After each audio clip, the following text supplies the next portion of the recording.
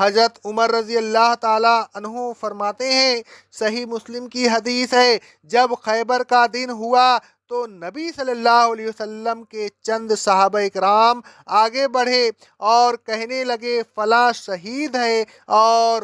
فلاں شہید ہے، یہاں تک کہ وہ ایک شخص کے پاس سے گزرے، انہوں نے کہا فلاں شہید ہے۔ رسول اللہ صلی اللہ علیہ وسلم نے فرمایا ہرگز نہیں، میں نے اس کو ایک چادر یا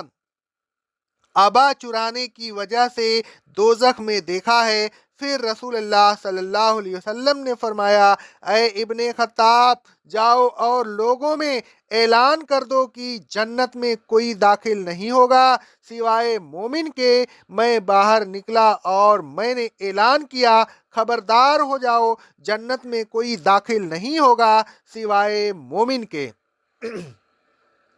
اس حدیث سے تو خیانت کرنے والے شہید کے ایمان کی بھی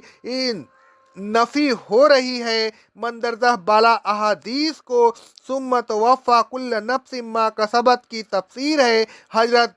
ابو ہریرہ رضی اللہ تعالی عنہ فرماتے ہیں، صحیح مسلم کی حدیث ہے، ایک دن رسول اللہ صلی اللہ علیہ وسلم ہمارے درمیان کھڑے ہوئے اور خیانت کا ذکر کیا۔ آپ صلی اللہ علیہ وسلم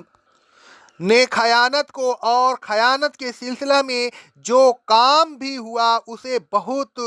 بڑا گناہ بتایا۔ پھر آپ نے فرمایا میں تم میں سے کسی کو اس حالت میں نہ پاؤں کہ وہ قیامت کے دن آئے اور اس کی گردن پر ایک اونٹ سوار ہو اور وہ بڑبڑا رہا ہو، وہ کہے اے اللہ کے رسول میری مدد کیجئے، میں کہہ دوں کہ میں تیرے لیے کوئی اختیار نہیں رکھتا، میں تو تجھے پہنچا چکا۔ میں تم میں سے کسی کو اس حال میں نہ پاؤں کہ وہ قیامت کے دن آئے اور اس کی گردن پر ایک گھوڑا ہو جو ہنہنا رہا ہو، کہے اے اللہ کے رسول صلی اللہ علیہ وسلم میری مدد کیجئے، میں کہہ دوں مجھے تیرے معاملہ میں کوئی اختیار نہیں، میں تو پہنچا چکا ہوں۔ میں تم میں سے کسی کو اس حال میں نہ پاؤں کہ وہ قیامت کے دن آئے اور اس کی گردن پر بکری سوار ہو اور وہ چلا رہی ہو، وہ کہے اے اللہ کے رسول صلی اللہ علیہ وسلم میری مدد کیجئے، میں کہہ دوں کہ میں تیرے لیے کچھ نہیں کر سکتا، تو تجھے پہنچا چکا ہوں۔ میں تم